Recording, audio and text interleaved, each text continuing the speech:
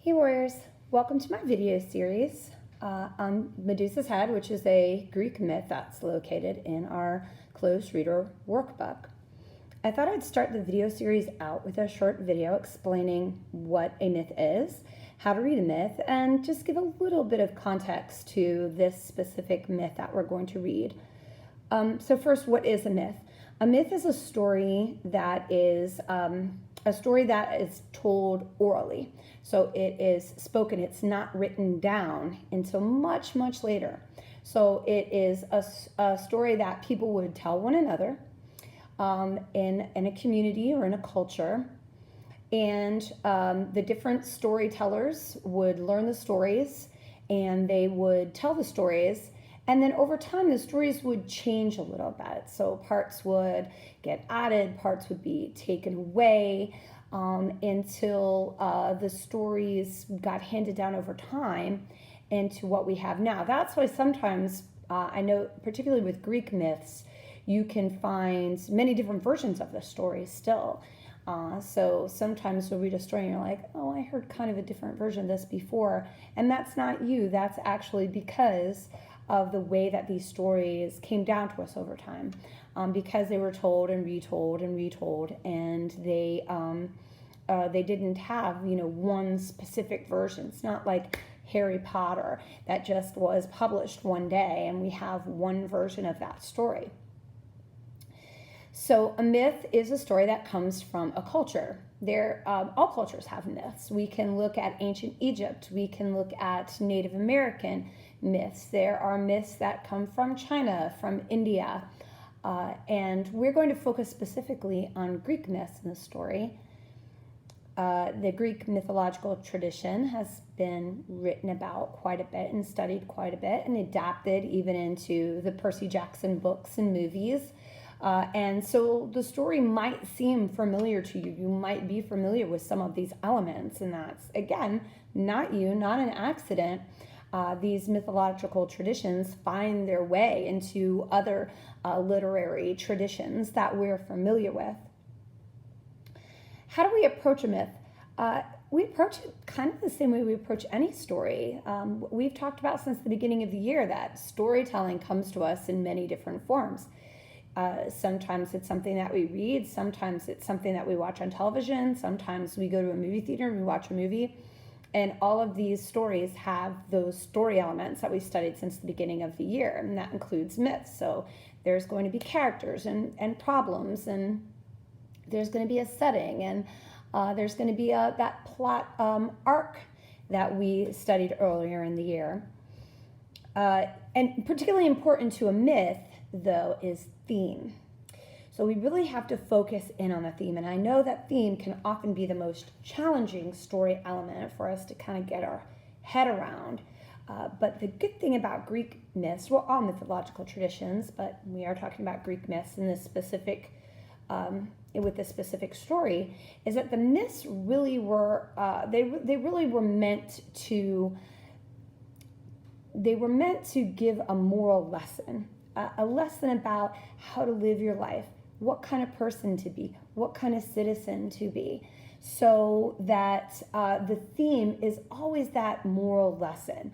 So when we're trying to get our head around the theme of a myth, we really have to just focus on what did the character learn? What did I learn? What kind of characteristics or traits or moral lessons are involved in this? So it's actually a little bit easier, I think, than maybe trying to delve into the theme of a modern story. There are two main types of myths. One myth is a myth that explains the origin of a natural phenomenon or some kind of natural event or animal or place. Sometimes even a place name might have some type of myth associated with it. If you remember earlier in the year, we read the myth called the spinning contest, where the weaver Arachne challenges the goddess Athena to a spinning contest. And because of Arachne's arrogance and because of her overabundance of pride, Athena punishes her by turning her into a spider. And it's where we get the word arachnid from.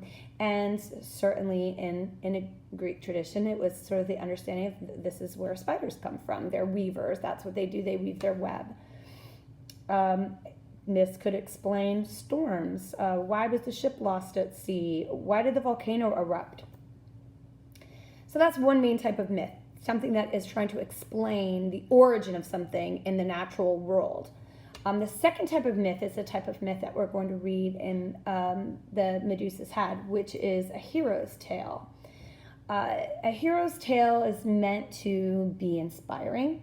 It's meant to be entertaining, but it's also meant to show average citizens what type of characteristics and qualities they should aspire to.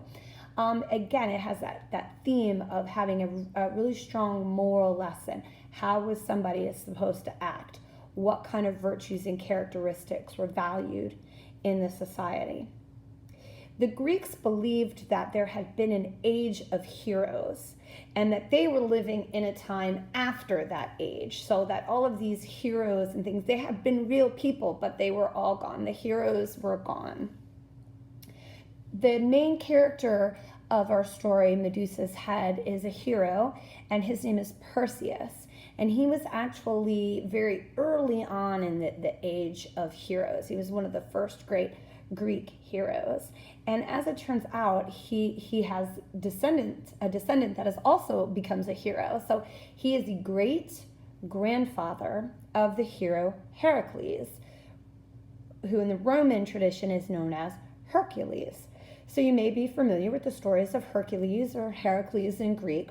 Well, Hercules is the great grandson of Perseus, who is the hero of our story.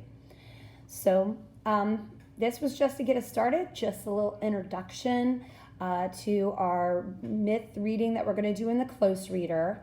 It does start, I wrote notes. It does start on page 102. The next video is going to be the first section, and it's going to be from page 102 to page 105. So 102 through 105. I'm going to do two sets of videos. One video is going to have all of the reading done by me, kind of talking you through the text. The second video, is, the second option that you'll have is if you just want to read it on your own and then come back and kind of hear me discussing it and going through the important points of that section before you move on, you can choose that video. But I'll make it very clear when I post the videos which one is which. So you can choose a video where I'm reading and talking through the whole thing, or you can choose a video that just covers the key points in the text, and that will also be helpful with doing the guided reading part of the workbook page. I think that's it for now. Don't think I forgot anything. Hope I didn't. Hope to see you soon.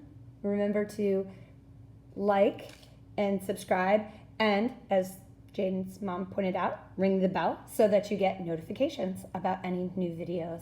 Talk to you soon, guys.